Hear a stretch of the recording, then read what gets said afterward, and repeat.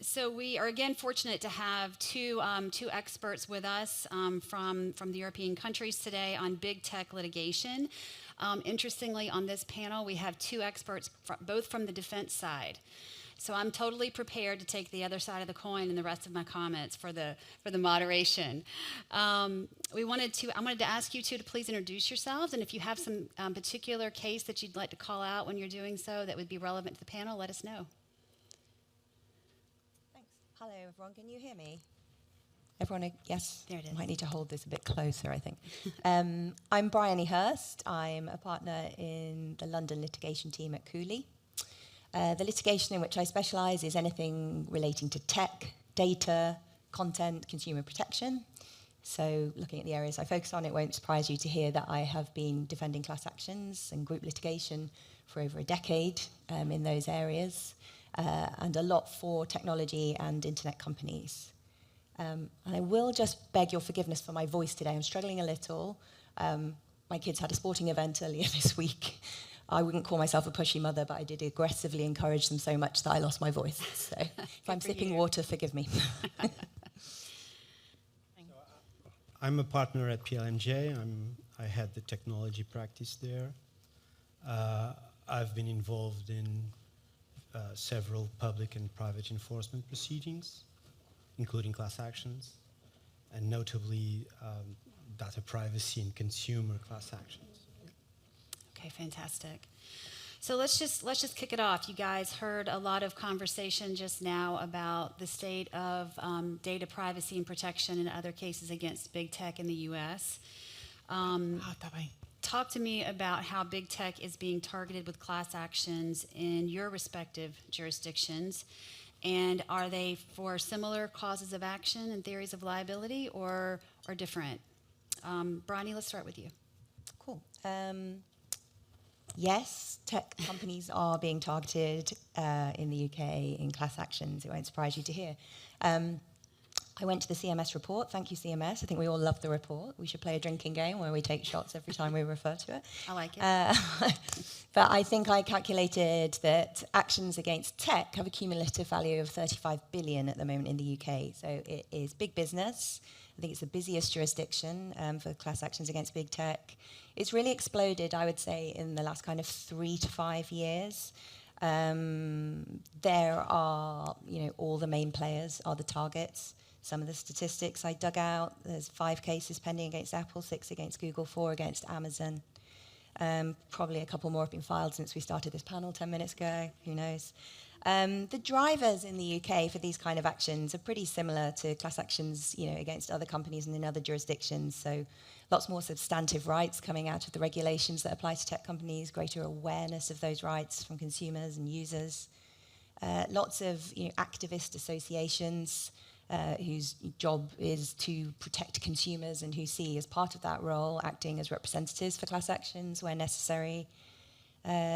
A very sophisticated claimant bar. A lot of US claimant firms have moved into the UK in recent times, spotting the opportunity, bringing with them lots of funding, which I think is the real key to unlocking any class actions market.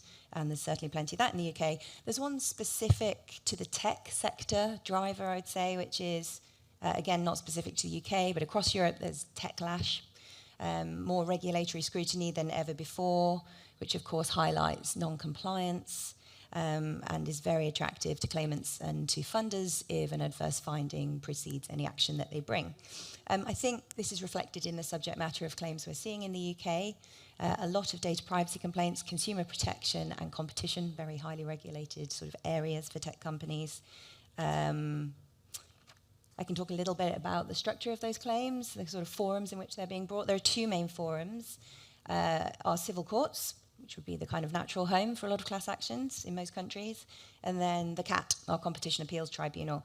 It may surprise you, I'll start with the civil courts, because there actually aren't that many class actions brought against tech companies currently in our civil courts. That's because there are 2 ways of bringing class actions, but both of them have their challenges. We don't have a statutory regime setting out class action mechanisms. It's just found in our court procedural rules. One such way is a rep action, which is your classic opt-out proceeding. There's a very high bar on proving that the representative of the class has the same interest as everybody else in the class. And in data privacy and consumer protection cases, you often have very differing extents to liability and of harm, and so it can be challenging. That's been tested out most thoroughly in the privacy space over the last 5 or so years. There is a case against Google, the Lloyd case. I'm going to assume a degree of familiarity generally in the audience with that. Mr. Lloyd tried to circumvent the same interest test by disavowing most liability. So it didn't matter the varying degrees of distress people said they'd suffered in relation to the alleged breach.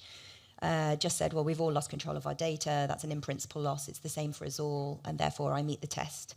The court said no at first instance, yes at second instance, no at the Supreme Court level. During the yes phase, the Court of Appeal phase, there was a massive influx of copycat claims filed nearly all against big tech. And it did seem like privacy class actions were really going to fly in the UK during that period. And then the Supreme Court's decision reversing that really dampened down enthusiasm and had wider implications for class actions beyond privacy. So there are still attempts at the opt-out class action in civil courts, but it's far from a guaranteed outcome, and so claimants and funders are looking elsewhere. The other mechanism I'm only going to touch on briefly because it's not really used against big tech, and it's not really a class action mechanism, which is what we call our group litigation order, our GLO. This is really a case management tool for the court to hear lots of claims together. It's an opt-in mechanism, so of course it involves all the upfront cost and effort of book building, so isn't particularly attractive to funders in particular. And lots of individual court filing fees, which are not cheap in the UK. People have tried to get around that by doing something called claim stacking, which is putting lots of names of claimants on one claim form, but it's not really an option for claims against big tech, which are kind of freestanding, particularly data misuse cases, which leaves, and I will be brief, the CAT, where UK tech class actions are really having their moment at the moment. It is the only opt-out class action statutory regime in the UK. And bearing in mind what I've just said about the lack of real options in the civil courts, what we're seeing is claimants really focusing in this forum. Since the Merrick's case, which we've all discussed, I think, earlier, there's now a lower bar for certification of class actions in this space. The tribunal is also quite tolerant of claimants. So we've had cases recently, the Gorms and Meta case being one where the class rep first time round maybe didn't quite nail it in their pleadings, and the tribunal basically gave her a second chance to go away and do it again, which is fairly novel as far as a civil litigator goes. So the CAT is limited to antitrust complaints, and that is one thing I will say. We're seeing some complaints which are really data privacy or consumer protection now being shoehorned into that regime. Obviously, big tech is a kind of obvious target, at least on paper, for any abuse of dominance claim, because I suppose claimants assume they are dominant. I think when you really dig into that and go away from that simplistic way of looking at it, just because perhaps you're the first to market or created it, doesn't necessarily mean that you're dominant in it. But I cannot overstate the explosion of cases in the CAT. I think there's been 20 new cases filed in the last 12 months, and which is very significant for a country of the size of the UK. Great overview. Pedro. Well, I think, we have been discussing a lot about Portugal, and I think a point that has not eventually been stressed enough here, and I think it also explains why big tech is exposed to risks, is that we don't really have one single avenue for class actions in Portugal. In fact, we have several avenues for triggering class actions. We do have, of course, in the Portuguese case, as many have already mentioned, a class actions law, general law. But class actions against big tech companies in this country have been using different laws. In fact, a combination of different laws, including the GDPR, of course, for data privacy, including the law on unfair contract terms, for unfair contract terms, including the consumer protection law. Also, of course, the private for competition class actions, the private enforcement law. So I think it's arguable that we don't really have one single type of class action in this country. We have several types of class actions. Even I think this can be said in some ways. And the claims are against big tech companies are a combination of arguments, which of course include including data privacy, typically coupled with unfair trading practices, or misleading advertising, or even personality rights, for example, even fundamental rights. So there's a combination, different layers in this type of claims. But I think this is important because there's not necessarily one type of class action. Everybody says, for example, that we are an opt-out system. Are we exactly an opt-out system for all types of class actions? Eventually, it is arguable that for some types of class actions, we're actually an opt-in system. And I think one of the issues, for big tech companies is that it's very important to understand exactly how these different laws, actually combine, which are general, which are special, the combination, the articulation of these different laws. We even have a new law, by the way, the Portuguese Charter on Digital Rights, that created a digital class action, untested. And I'm not giving ideas, by the way, but it's untested. Not sure if it's a proper class action, but it is there in connection with digital rights.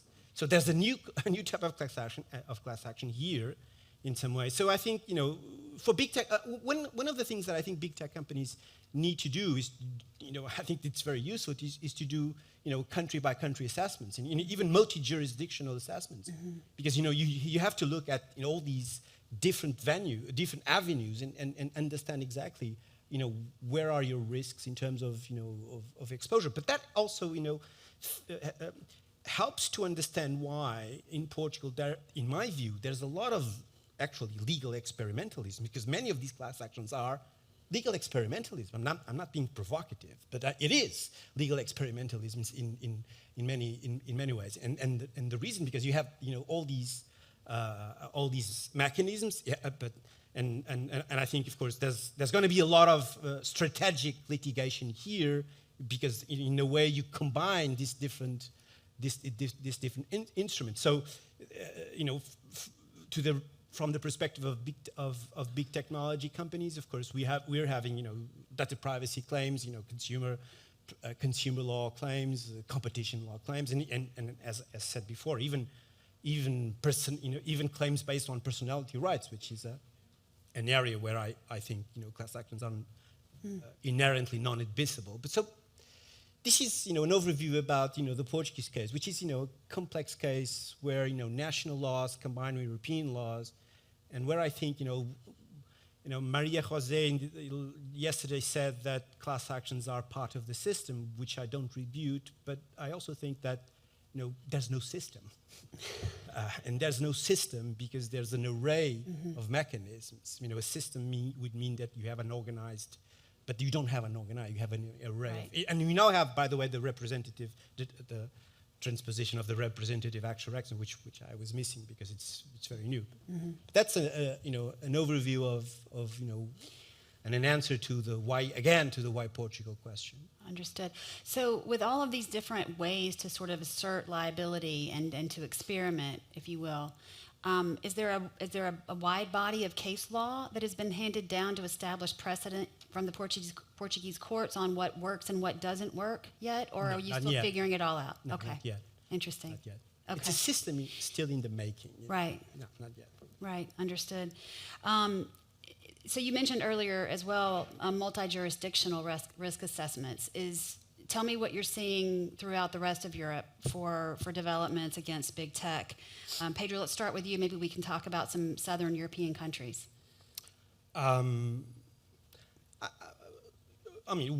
easiest answer to that is that we have a lot of now digital regulations. Of course, if you multiply the digital regulations, platform regulations, of course you increase the chances of infringement. So that's one reason why one easy answer to the question, well, will you have more and more a class action trend? No, answer would be yes. But I think there's a broader issue here, which I think is relevant, is that and the issue is this. We do have in Europe, and I think for our US colleagues, I think this could be interesting. We do have in Europe, a system based on increased centralized lawmaking, to the extent that these laws are increasingly European. But the implementation of these laws are domestic, in respect to the country of establishment principle, which means that there's typically one country that has the authority allocated to ensure the enforcement of these laws.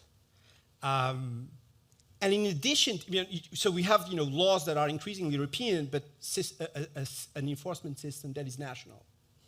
This enforcement system is on the one hand public, so it relies on public authorities, but in many cases, public authorities are silent and lenient.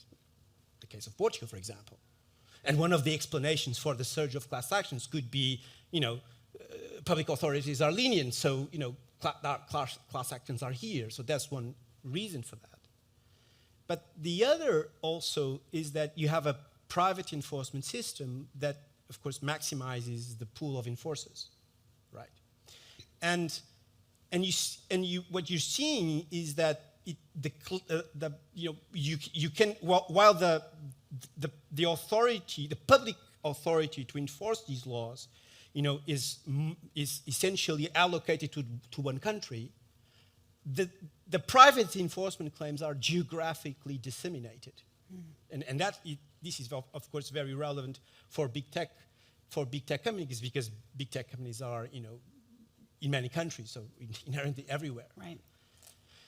And this is, of course, I think this helps us to understand why many jurisdictions, are, even if against big tech companies that are not established in those countries, in many jurisdictions we are, in fact, we have the appropriate environment for these type of class actions to flourish.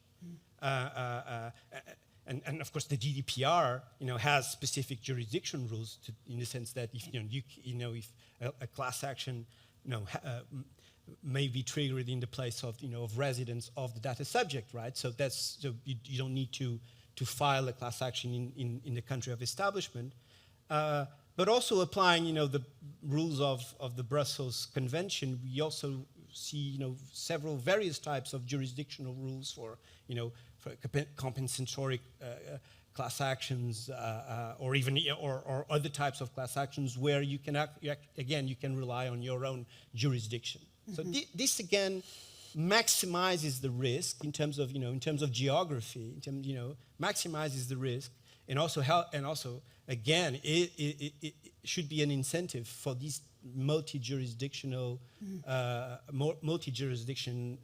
assessments that I think these companies should do to understand exactly the landscape. So this, I think, as a, it's a way to understand exactly the trends in Europe. Of course, Portugal has been very active. Not the case of, as far as I know, it's not the case of other countries like Spain. Spain has no specific law on class actions, but it will have now.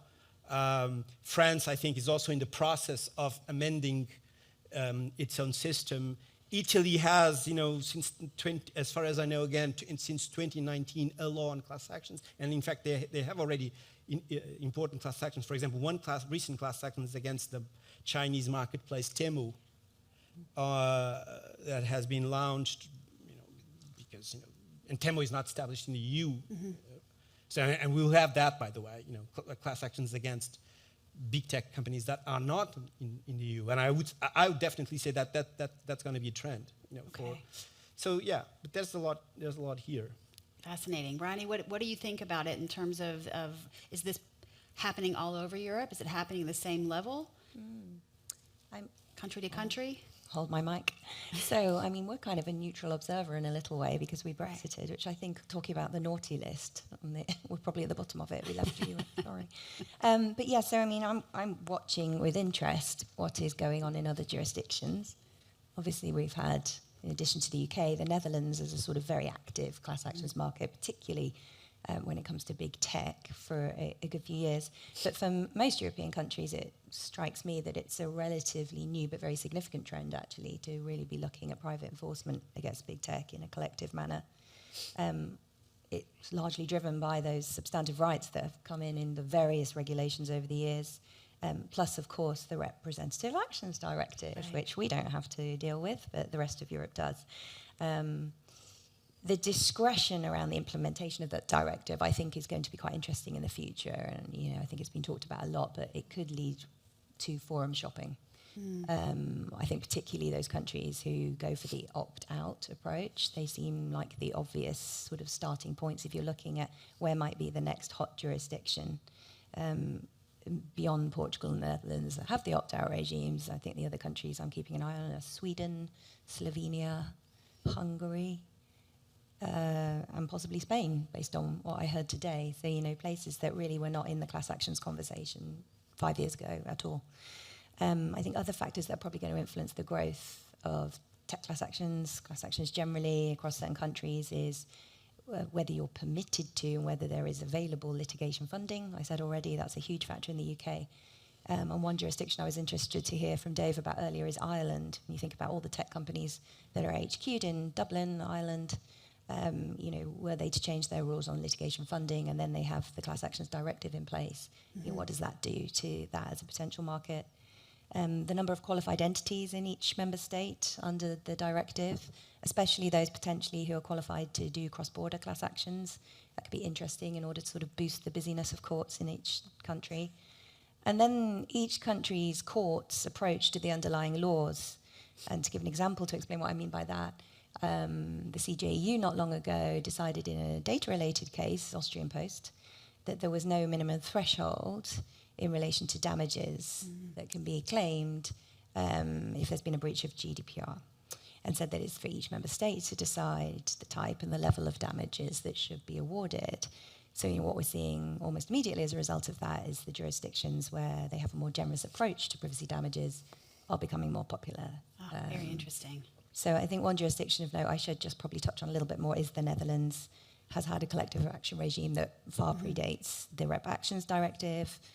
As we heard at the keynote yesterday, you know, a number of extremely active associations whose raison d'etre really is to file litigation to encourage changes of practices of big tech that they perceive to be harmful to consumers.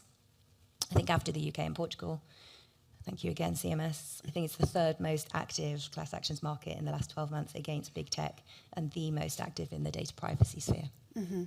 Fascinating. So it's interesting because I have a couple of different ideas in my mind that seem to conflict a little bit, but one is that I've always viewed investors and the securities litigation side, which is where I'm more focused in Europe, as being more ESG focused and more willing to sort of engage in litigation based on environmental or social or governance issues. On the other side, I'm hearing a little bit today that, and have heard over the last couple of days, that Europeans very much look to the U.S. with what's happening with the big tech cases in the U.S. to see sort of what the trends are, what the claims are, how they're rolling out, and how they're happening. Do you think that, and you've talked a good bit today, both of you, about regulatory rights and enhanced personal rights, sort of how do you see all of that coming together in terms of the role Europe's going to have in the big tech litigation? Do you think you've sort of watched to see what happens in the U.S., now you know, and it's going to be more aggressive, or do you feel the opposite, or neither? Pedro, would you like to start? I'm happy to. Yep. I mean, I think in lots of respects, certainly when it comes to tech regulation, the EU in particular is far ahead of the US. So in terms of seeing how the interrelationship between regulatory action and class action litigation, I don't think I would look necessarily to the US for that. So I would probably separate out those two ways of horizon scanning, if you like. One, yes, I keep a very close eye on class actions against big tech brought in the US. We heard from John and Jana earlier, all kinds of sort of creative and interesting actions that they're pursuing at the moment. One in particular where I am definitely watching closely is the AI-related litigation over there. We've seen a glut of cases, mainly copyright, but also privacy complaints. we obviously have very different statutes in the UK and also in Europe, but they do offer equivalent protections in lots of respects. So, it's an interesting area to watch. I would say we have our first copyright class action actually in the UK against an AI company. It's a watch this space, but, it's starting. I think it's the tip of the iceberg. As to regulation and class actions, I think it's been said a million times today, but litigation obviously kind of follows on often from regulation. I think in the tech space there's a particularly kind of unique characteristic where you have these kind of activists and NGOs who are very vociferous, very well-resourced, and frankly very clever. And they decide on their campaigns for the year. They go after them largely by putting pressure on the regulators to take action. They shout very loud and they do file all kinds of complaints. Think about Max Schrems and None of Your Business. They filed hundreds of cookie complaints to various European regulators not long ago. But at the same time, they issued a threat. They said, if regulatory action doesn't come fast or thick enough, we're quite happy to pursue private enforcement too. So, that's a very unique factor, I think, that is definitely influencing the litigation that is being brought. As to kind of looking forward and what are we going to see in the regulatory space that may lead to litigation, I think we're already seeing, as the DSA and the DMA bed in, we're beginning to see actions brought against big tech based on breaches and alleged breaches of those pieces of legislation. Obviously, there's AI. Activists and regulators alike are focusing on particular issues like the ad tech ecosystem, child safety issues. I suspect, bearing in mind that big tech are at the centre of a lot of those kind of debates, litigation will probably follow there too. We heard earlier about the Product Liability Directive and how the definition of products is being expanded out to software and AI, and it's going to be different types of harm that you can claim. And again, it feels sort of inevitable that people will at least explore litigation in that space. Got it. Pedro, I'll give you the last word on this. I think I think it's interesting. Of course, the US is always a place to look at in this field. I think it's interesting that at least in Portugal we don't have yet a data breach class action. To the best of my knowledge, there's none, and there have been a couple of interesting, relevant data breaches over the last years, but there's nothing there. But of course, when you read, for example, the AI class action, I believe in California against OpenAI, you see the arguments. Obviously, those arguments can be transposed also to the European scene. But I think one of the challenges for the future is, there's a lot of regulatory complexity right now in Europe.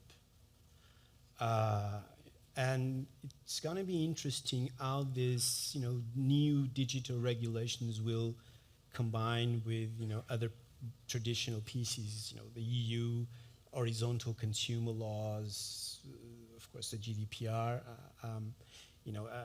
One specific practice can be sanctioned by multiple laws. Take, for example, the regulation of dark patterns, is subject to the DSA, the DMA, the AI Act, consumer laws. So it's going to be quite complex to understand how these laws actually relate together. But this is what the European legislature has decided. If you read, and I would advise you to read it, if you read the latest EU fitness check on consumer law, on the implementation of the Unfair Commercial Practice Directive, the Consumer Rights Directive, and the Unfair Contract Terms Directive, a lot of directives here, you will have a sense of the problematic issues for big tech claims, for big tech companies, where the claims may be in the future, and I, reading that document, because that document is based on the concerns of consumers and other stakeholders, and you can see that there are issues, or there may be issues with things like personalization, things like design, increasingly issues around design, the design of platforms, for example, issues around social media, of course, digital contracts, by the way, and and things like related to cancellations, auto renewals. These things that are very very common in the field of digital services.